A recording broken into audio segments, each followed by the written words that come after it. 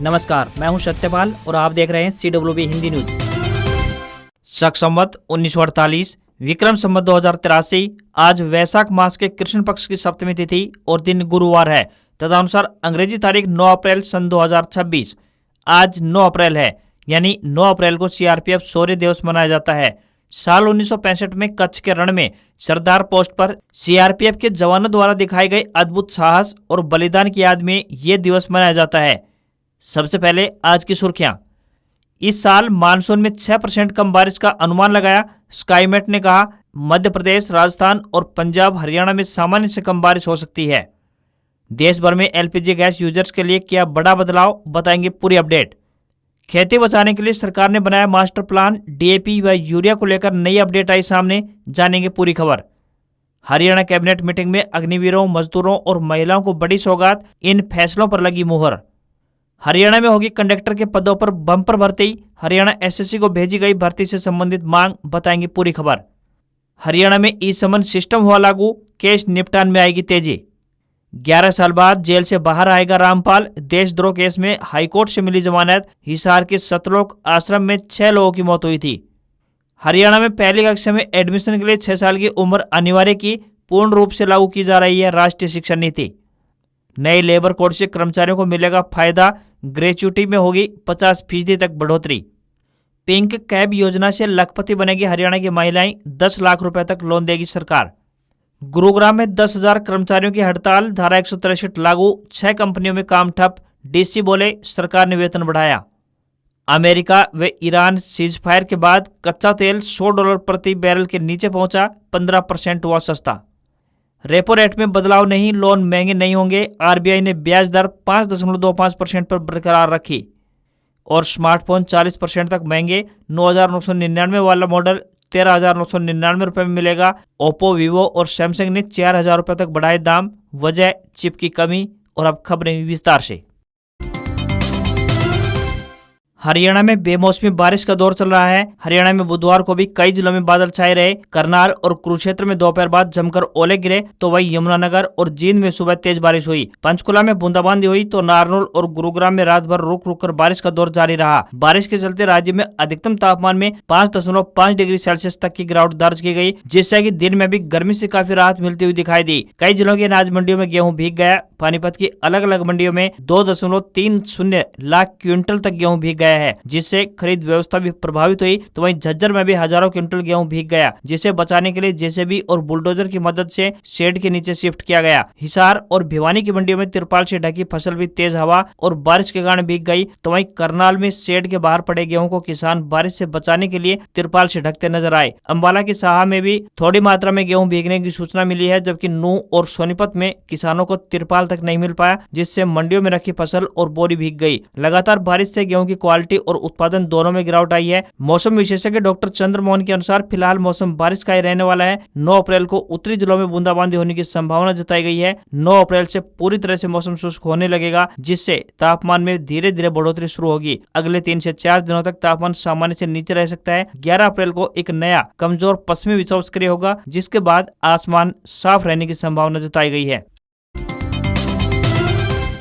हरियाणा में 1 अप्रैल से नया शैक्षणिक सत्र शुरू हो चुका है। नए सेशन से स्कूलों में एडमिशन के लिए जोर शोर से काम चल रहा है। इसी बीच राज्य सरकार ने नई राष्ट्रीय शिक्षा नीति को पूर्ण रूप से लागू करने के लिए हरियाणा विद्यालय शिक्षा नियम 2003 को संशोधित किया है। अब सिर्फ उन्हीं बच्चों को पहली कक्षा में एडमिशन मिल पाएगा जो 6 साल की उम्र पूरी कर चुके हैं। अगले 6 महीने में जो भी बच्चा 6 साल की आयु पूरी कर लेगा, वह उसी दिन दाखिले का पात्र रहेगा। पुराने नियमों में 5 साल तक की आयु वाले बच्चों को पहली कक्षा में दाखिले का प्रावधान किया गया था। हालांकि उन बच्चों को भी राहत मिली है जो 30 सितंबर तक 6 साल की उम्र पूरी कर लेंगे। 30 सितंबर के बाद 6 साल पूरी करने वाले बच्चों को अगले सेशन में ही स्कूल में दाखिला दिया जाएगा। नए शैक्षणिक सत्र में न्यूनतम आयु सीमा 6 साल रहेगी। 6 महीने की विस्तृत अवधि के दौरान जिन बच्चों ने एडमिशन लिया है, उनका सिलेबस पूरा कराने और विशेष प्रशिक्षण की जिम्मेदारी भी स्कूल मुखिया की रहेगी। ऐसे में जो भी बच्चे बाद में स्कूल में दाखिल होंगे, वह पहले से दाखिला लिए हुए बच्चों के बराबर आ जाएंगे। हरियाणा में महिलाओं को आत्मनिर्भर और आर्थिक रूप से समृद्ध बनाने की दिशा में प्रदेश सरकार द्वारा निरंतर नए प्रयास किए जा रहे हैं। इसी कड़ी में गरीब और जरूरतमंद महिलाओं को लखपति दीदी बनाने के लिए एक और नई पहल की शुरुआत की गई है। प्रदेश सरकार ने इन महिलाओं के लिए पिंक कैब योजना शुरुआत करने का फैसला लिया है। इस योजना के तहत न केवल महिलाओं को वाहन चलाने का प्रशिक्षण दिया जाएगा, बल्कि इलेक्ट्रिक वाहनों की खरीद करने पर बिना ब्याज के 10 लाख रुपए तक का लोन भी दिया जाएगा। योजना का मुख्य उद्देश्य महिलाओं की सुरक्षा और उन्हें रोजगार उपलब्ध करवाते हुए आर्थिक रूप से समृद्ध बनाना है। वित्त वर्ष 2026-27 के वार्षिक बजट पेश करते हुए मुख्यमंत्री नायब सैनी ने पिंक कैब योजना की शुरुआत करने की घोषणा की थी। महिलाओं को मिलने वाले फायदों की बात करें तो महिलाएं खुद का वाहन चलाकर नियमित आय कमा सकेंगी, जिससे कि उनकी आर्थिक स्थिति मजबूत बनेगी। वहीं रोजगार के नए अवसर पैदा होंगे। सार्वजनिक परिवहन क्षेत्र में महिलाओं की भागीदारी बढ़ेगी। वहीं महिला ड्राइवर होने से महिला यात्रियों को अधिक सुरक्षित महसूस होगा, जिससे इस सेवा की मांग और अधिक बढ़ेगी। प्रशिक्षण और स्वरोजगार से महिलाओं में आत्मविश्वास बढ़ेगा और वे सामाजिक रूप से अधिक सशक्त बनेंगी। वहीं इलेक्ट्रिक वाहनों के इस्तेमाल से पर्यावरण संरक्षण को बढ़ावा देने में भी मदद मिलेगी। हरियाणा के मुख्यमंत्री नायब सैनी की अध्यक्षता में कैबिनेट मीटिंग बुलाई गई, जिसमें कुल 7 एजेंडे रखे गए और 6 को मंजूरी भी प्रदान कर दी गई। प्रेस कॉन्फ्रेंस को संबोधित करते हुए मुख्यमंत्री ने बताया कि बैठक में अग्निवीर नीति 2024 में संशोधन को मंजूरी दी गई है। अग्निवीरों के लिए फॉरेस्ट गार्ड, वार्डर और माइनिंग गार्ड जैसे पदों में हॉरिजॉन्टल आरक्षण 10% से बढ़ाकर 20% कर दिया गया है। उन्होंने बताया कि हमारी सरकार ने वृद्धजनों को सहायता प्राप्त करने के लिए रिटायरमेंट हाउसिंग पॉलिसी में संशोधन किया है। संशोधित प्रावधानों के अनुसार मंत्रिमंडल ने रिटायरमेंट हाउसिंग कॉलोनियों के लिए फ्लोर एरिया रेशियो यानी FAR में वृद्धि को मंजूरी प्रदान कर दी है। सीएम ने बताया कि हमारी सरकार ने राशन डिपो के आवंटन में महिलाओं को 33% आरक्षण में एसिड अटैक पीड़ितों, महिला एवं सहायता समूहों, विधवा महिलाओं को प्राथमिकता देने का फैसला लिया है। अब राशन डिपो के नए लाइसेंस 300 राशन डिपो के कार्डों के बदले 500 राशन कार्डों के ऊपर दिए जाएंगे। डिपो धारक की अधिकतम आयु 60 वर्ष को लिखित आवेदन तथा अच्छे कार्य के आधार पर 5 साल तक बढ़ाया जाएगा। यदि डिपो धारक की अधिकतम आयु 60 वर्ष या फिर 65 वर्ष से 5 साल पहले निधन होता है तो उसके कानूनी वारिस को डिपो प्रदान किया जा सकता है। हरियाणा सीएम ने बताया कि एक्सपर्ट कमेटी ने अकुशल श्रमिकों की न्यूनतम मजदूरी को मौजूदा 11,257 रुपए प्रति माह से बढ़ाकर 15,200 रुपए प्रति माह करने की सिफारिश की थी। आज इस घोषणा को पूरा करने के लिए मंत्रिमंडल ने विचार विमर्श कर न्यूनतम मजदूरी को बढ़ाने का फैसला लिया है। अब प्रदेश में न्यूनतम मजदूरी 15,220 रुपए होगी।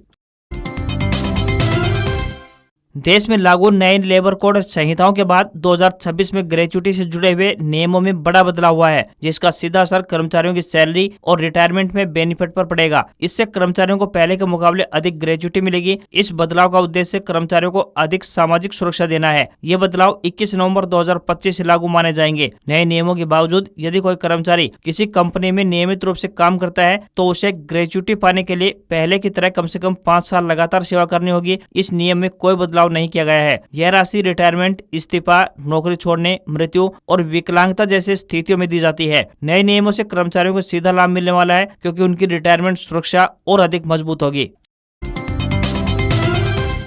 हरियाणा सरकार में खेल मंत्री गौरव गौतम ने अपने विधानसभा निर्वाचन क्षेत्र पलवल पर सौगातों की बारिश की। उन्होंने पलवल शहर को 800 करोड़ रुपए से अधिक की 2 बड़ी परियोजनाओं का तोहफा दिया। इस अवसर पर उन्होंने कहा कि सैनी सरकार पूरे प्रदेश के एक समान विकास की दिशा में सकारात्मक तरीके से आगे बढ़ रही है। खेल मंत्री गौरव गौतम ने बताया कि लगभग 332 करोड़ रुपए की लागत से पूरे शहर में सीवरेज और रेन्यूएल परियोजनाओं के तहत लगभग 522 करोड़ रुपए की लागत से जलापूर्ति नेटवर्क को भी मजबूत किया जाएगा। यह परियोजनाएं पलवल में विकास का नया अध्याय लिखेंगी, जिससे सालों पुरानी जल निकासी और पेयजल आपूर्ति समस्या का स्थायी रूप से समाधान होगा। इस योजना के तहत लाइन पार के इलाकों में जल निकासी और मीठे पानी की सुविधा भी उपलब्ध करवाई जाएगी। पलवल में खिलाड़ियों को बेहतर मंच उपलब्ध करवाने के लिए लगभग 20 करोड़ रुपए की लागत से नेताजी सुभाष चंद्र बोस खेल स्टेडियम में आधुनिक सुविधाएं उपलब्ध करवाई जाएंगी। इसमें आधुनिक लाइटिंग, हॉल व सिंथेटिक ट्रैक जैसी सुविधाएं भी शामिल है, जहाँ से अभ्यास करके खिलाड़ी अपने कौशल में निखार ला सकेंगे। 1 दर्जन से ज्यादा जगहों पर रेन वाटर हार्वेस्टिंग सिस्टम लगाए जाएंगे, जिससे कि जल भराव की समस्या से निपटने में भी मदद मिल पाएगी। देश भर में LPG गैस यूजर्स के लिए एक बड़ा बदलाव किया गया है। आपको भी निश्चित रूप से इसकी जानकारी होनी चाहिए। अगर आपको अभी तक भी LPG सिलेंडर बुक करवाने को लेकर आधार बायोमेट्रिक KYC अनिवार्य की गई है, इस बारे में जानकारी नहीं है, तो आज हम आपको इसी के नए नियम के बारे में विस्तार से जानकारी देने वाले हैं। सरकार की तरफ से जारी किए गए नए नियम के तहत अब घरेलू LPG यूजर्स के लिए बायोमेट्रिक आधार वेरिफिकेशन को अनिवार्य कर दिया गया है। यह नियम सभी गैस कनेक्शन पर लागू होगा। अगर ग्राहक KYC नहीं करवाएगा तो वह सिलेंडर को बुकिंग बुकिंग नहीं कर पाएगा। इस मामले पर सरकार और तेल कंपनियों का कहना है कि यह कदम उठाने का मुख्य उद्देश्य फर्जी कनेक्शन और गलत तरीके से बुकिंग सेवाओं का लाभ उठा रहे ग्राहकों पर रोक लगाना है। लंबे समय से शिकायतें आ रही थी कि कई जगह पर एक ही व्यक्ति के नाम पर कई गैस कनेक्शन चल रहे हैं या फिर गलत तरीके से सिलेंडर की बुकिंग करवाई जा रही है। अब ई-केवाईसी अनिवार्य करने के बाद इन सभी मामलों पर रोक लग जाएगी। आधार ई-केवाईसी करवाना बेहद ही आसान प्रक्रिया है। इसके लिए आपको अपने नजदीकी गैस एजेंसी या डिस्ट्रीब्यूटर के पास जाना है, जहां पर आपको आधार नंबर देना है और बायोमेट्रिक वेरिफिकेशन पूरा करना है। कुछ मामलों में यह प्रक्रिया ऑनलाइन तरीके से या फिर यूं कहें कि स्मार्टफोन के जरिए भी आप आसानी से इसे पूरा कर सकते हैं। इसके अलावा आप गैस एजेंसी की ऑफिशियल वेबसाइट पर जाकर भी काफी आसानी के साथ ई-केवाईसी पूरा कर सकते हैं। मिडिल ईस्ट में तनाव का असर भारत देश के खेतों तक पहुंच गया है। खाद की सप्लाई पर संकट के बादल छाए हुए हैं। हालांकि भारत सरकार भी इसको लेकर एक्टिव मोड में नजर आ चुकी है और यूरिया खाद की उपलब्धता बनाए रखने के लिए मास्टर प्लान तैयार किया गया है। मिली जानकारी के अनुसार भारत सरकार द्वारा 25 लाख मीट्रिक टन यूरिया खाद की खरीदारी के लिए ग्लोबल टेंडर निकाला गया है। दुनिया भर में सबसे ज्यादा यूरिया खाद भारत में आयात होता है। मिडिल ईस्ट के देशों से तकरीबन 50% यूरिया और डीएपी खाद का आयात होता है, जिसमें सऊदी अरब सबसे बड़ा डीएपी सप्लायर और ओमान सबसे बड़ा यूरिया सप्लायर है। मिडिल ईस्ट में जारी जंग के चलते इस सप्लाई चेन पर सीधा प्रभाव पड़ा है। सरकारी कंपनी इंडियन पोटाश लिमिटेड यानी आईपीएल ने शनिवार को टेंडर जारी किया। इसमें 15 लाख टन यूरिया पश्चिमी तट से और 10 लाख टन पूर्वी तट से मंगवाने की योजना बनाई गई है। यह टेंडर इसलिए भी जरूरी है क्योंकि जून में मानसून की दस्तक के साथ धान, मक्का और सोयाबीन की बुआई शुरू होती है और उसी वक्त यूरिया की मांग एकदम से बढ़ जाती है। भारत सरकार ने स्पष्ट किया है कि फिलहाल देश में खाद का पर्याप्त स्टॉक है। ग्रीष्मकालीन फसल सीजन के लिए तकरीबन 3.9 करोड़ मीट्रिक टन खाद की जरूरत होगी और अभी स्टॉक 1.8 करोड़ टन के करीब है। केमिकल्स और फर्टिलाइजर्स मंत्रालय ने बताया कि भारतीय कंपनियों ने रूस, Morocco, Australia, Indonesia, Malaysia, Jordan, Canada, Algeria, मिस्र और टोगो जैसे देशों से लॉन्ग टर्म डील साइन की है। हरियाणा की मंडियों में रबी फसलों की खरीद के बीच किसानों को फसल सत्यापन से जुड़ी हुई दिक्कतों का सामना करना पड़ रहा है। समस्याओं के समाधान के लिए हरियाणा राज्य कृषि विपणन बोर्ड ने पंचकुला सेक्टर 6 स्थित मुख्यालय में कंट्रोल रूम स्थापित किया है, जहां किसान टोल फ्री नंबर पर कॉल करके मार्गदर्शन ले रहे हैं। मंगलवार तक कंट्रोल रूम पर कुल मिलाकर 842 कॉल प्राप्त हुई है, जिनमें से तकरीबन 70% कॉल फसल उत्पादन सत्यापन से संबंधित है। प्रदेश के 416 मंडियों में गेहूं और 112 मंडियों में सरसों की खरीद जारी है। कंट्रोल रूम में 10 कर्मचारी तैनात है और यहाँ सोमवार से लेकर शनिवार तक सुबह 9 बजे से लेकर शाम 5 बजे तक कॉल की सुविधा उपलब्ध है। किसान गेट पास बनवाने से पहले आने वाली समस्याओं के समाधान के लिए यहाँ पर संपर्क कर रहे हैं। किसानों की सबसे बड़ी समस्या मेरी फसल मेरा ब्यौरा पोर्टल पर दर्ज उत्पादन और वास्तविक क्षेत्रफल के बीच अंतर को लेकर सामने आ रही है। रोहतक के किसान ने बताया कि 7 एकड़ फसल दर्ज होने के बावजूद सिस्टम में केवल 1.5 एकड़ का उत्पादन दिख रहा है, तो वहीं झज्जर के एक किसान को 30 एकड़ से अधिक फसल के सत्यापन में दिक्कत आई। विभाग ने स्पष्ट किया है कि 30 एकड़ से अधिक फसल का सत्यापन एसडीएम स्तर पर किया जाएगा, जबकि इससे कम क्षेत्र की फसल का सत्यापन पटवारी और राजस्व विभाग की टीम यानी ई गिरदावरी के माध्यम से करती है। आवक जितनी अधिक बढ़ रही है, उतने ही फोन कॉल किसानों की तरफ से अधिक पहुंच रहे हैं। कंट्रोल रूम के टोल फ्री नंबर पर आप सुबह 9 बजे से लेकर शाम 5 बजे तक कॉल कर सकेंगे, जिसका नंबर है 1800 180 2060 यानी 1800 180 2060। प्रदेश सरकार ने अदालतों के कामकाज की प्रक्रिया को तेज और आसान बनाने का फैसला लिया है। अब राज्य के सभी न्यायालयों और राजस्व अदालतों में समन भेजने और उनकी तामील के लिए ई समन प्रणाली लागू की जाएगी। इससे कागजी प्रक्रिया कम होगी और मामलों के निपटान में तेजी आएगी। मुख्य सचिव अनुराग रस्तोगी ने इस संबंध में सभी विभागों को दिशा निर्देश जारी कर दिए हैं। उनके अधीन आने वाले कोर्ट और प्राधिकरण अब समन जारी करने और उसे पहुँचाने के लिए ई समन सिस्टम का अनिवार्य रूप से इस्तेमाल करें। साथ ही राजस्व अदालतों को भी इसे सख्ती से लागू करने को कहा गया है। इस डिजिटल सिस्टम से समय की बचत होगी और समन समय पर संबंधित व्यक्ति तक पहुंचेगा, जिससे केस लटकने की समस्या भी कम होगी। आम लोगों को भी बार बार चक्कर काटने से राहत मिलेगी। फरवरी में हुई एक उच्च स्तरीय बैठक में नए आपराधिक कानूनों और एनसीएल पोर्टल की समीक्षा के दौरान इस सिस्टम को लागू करने पर जोर दिया गया था। अब इसे जमीन पर उतारने की दिशा में कदम आगे बढ़ा दिए गए हैं। हरियाणा के गुरुग्राम में आईएमटी मानेसर की होंडा कंपनी के बाद अब आधा दर्जन से ज्यादा कंपनियों में कर्मचारियों ने अपनी मांगों को लेकर बुधवार को हड़ताल की। तकरीबन 10,000 कॉन्ट्रैक्ट कर्मचारी वेतन वृद्धि और बेहतर कामकाजी शर्तों की मांग को लेकर अपने अपनी कंपनी के गेट के बाहर हड़ताल पर बैठ गए। इनमें बड़ी संख्या में महिला कर्मचारी भी शामिल रही। पुलिस ने कर्मचारियों को समझाने का प्रयास किया तो नोकझोंक हुई। धक्का मुक्की कर पुलिस कर्मियों का मोबाइल छीनने का प्रयास तक किया गया। कर्मचारियों का कहना था कि यह उनके हक की लड़ाई है, जिसमें प्रबंधन और उनके बीच का मामला है। पुलिस को बीच में नहीं आना चाहिए और न ही प्रबंधन की तरफदारी करनी चाहिए। उन्होंने पुलिस पर लाठीचार्ज का आरोप भी लगाया। उधर कर्मचारियों के हंगामे को देखते हुए जिला प्रशासन ने धारा 163 लागू कर दी। उधर देर शाम 7 बजे तक कर्मचारियों ने धरना प्रदर्शन किया। इसके बाद कंपनियों में छुट्टी होने के बाद सभी कर्मचारी अपने घर चले गए। उनका कहना था कि कल भी उनकी हड़ताल जारी रहेगी। उधर डीसी अजय कुमार ने देर शाम बयान जारी किया। कहा कि सरकार की तरफ से न्यूनतम वेतन की दरों में वृद्धि की गई है। यह 1 अप्रैल से लागू हो जाएगी। उन्होंने बताया कि अकुशल श्रमिकों का वेतन 11,275 रुपए से बढ़ाकर 15,220 रुपए, अर्धकुशल श्रमिकों का वेतन 12,430 रुपए से बढ़कर 16,780 रुपए और कुशल श्रमिकों का वेतन 13,704 रुपए से बढ़कर 18,500 रुपए कर दिया गया है। वहीं उच्च कुशल का वेतन 14,389 से बढ़कर 19,425 रुपए हो जाएगा। वहीं उद्यमियों का कहना है कि यदि प्रबंधन और सरकार ने तुरंत संवाद नहीं किया तो यह आंदोलन अन्य फैक्ट्रियों में फैल सकता है, जिसका सीधा असर ऑटोमोबाइल सेक्टर की सप्लाई चेन पर पड़ेगा। हरियाणा के युवाओं के लिए एक बड़ी खुशखबरी आई है। हरियाणा राज्य परिवहन विभाग की तरफ से कंडक्टर भर्ती के लिए तैयारी प्रारंभ हो चुकी है। हरियाणा राज्य परिवहन विभाग 2,397 परिचालकों के पदों पर भर्ती करने की तैयारी कर रहा है। इसके लिए विभाग द्वारा हरियाणा कर्मचारी चयन आयोग यानी HSSC को भर्ती से संबंधित मांग भेज दी गई है। राज्य परिवहन विभाग निदेशालय की ओर से विभाग को यह मांग भेजी गई है। ऐसे में तय है कि भर्ती प्रक्रिया को स्वीकृति मिल सकती है। निदेशक प्रदीप गोदारा की तरफ से मांग पत्र भेजा जा चुका है। विभाग इस वित्त वर्ष में 1,000 नई बसों को खरीदेगा। इसी प्रकार से सिटी बसों के संचालन के लिए भी 375 इलेक्ट्रिक बसों की संख्या रहेगी। ऐसे में भविष्य में परिचालकों की जरूरत को देखते हुए विभाग ने संबंधित पदों पर भर्ती प्रक्रिया शुरू करने के लिए आयोग को लेटर भेज दिया है। अब हरियाणा कर्मचारी चयन आयोग द्वारा पदों पर भर्ती के लिए आगे की प्रक्रिया शुरू की जाएगी।